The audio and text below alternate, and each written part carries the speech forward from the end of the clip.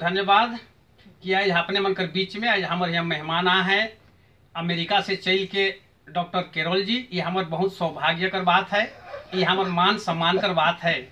तो मुकुंद दादा हम इनकर का सेवा कर सकेला अपने बताओ। हमके लगेला महावीर भाई हम आज बहुत खुश ही हाँ तोर दूरा में आए के। छोटकी भी यहाँ बैठल है हाँ, और बेटा भी है, हमार नाती भी है। एक बात का चिंता है, तुके पता है कि किरोल जी का संबंध हमारे मन से आज कल के नहीं लागे। हाँ बहुत पुराना संबंध है, बहुत पुराना संबंध है और ई हमरे का परंपरा से इतना प्रेम करे ना कि 7 समुद्र पार से ये साल 2 साल में एक धाम जरूर तोर हमारे से भेंट करे काबे। हाँ। तो बाबू ये ज्यादा चिंतित है और हम भी चिंतित थी कि आज कर समय में कैसे हमारे का परंपरा का चीज बाँची। सही तो बात है। हम इतने आग्रह करते तो माने बहुत अच्छा परंपरागत कला साधक ही। हाँ हाँ तो एक ठो ऐसा गीत सुनाओ ये संदेश के रूप में हमरे कर किरोल जी अपन साथी अमेरिका लेके जाओ। चलो धन्यवाद।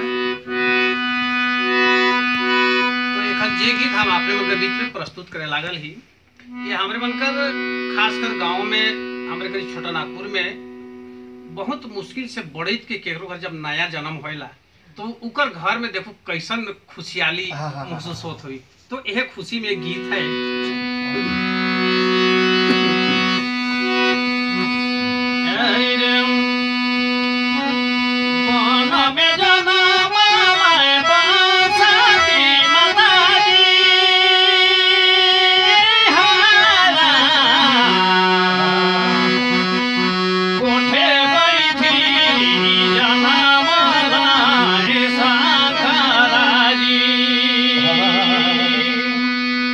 La la la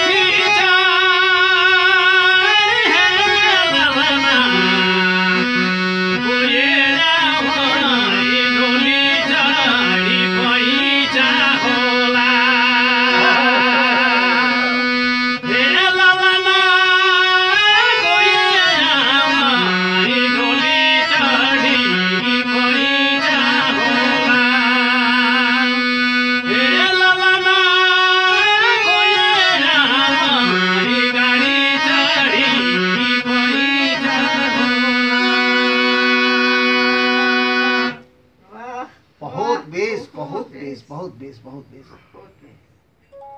कितना अच्छा। सब कट कर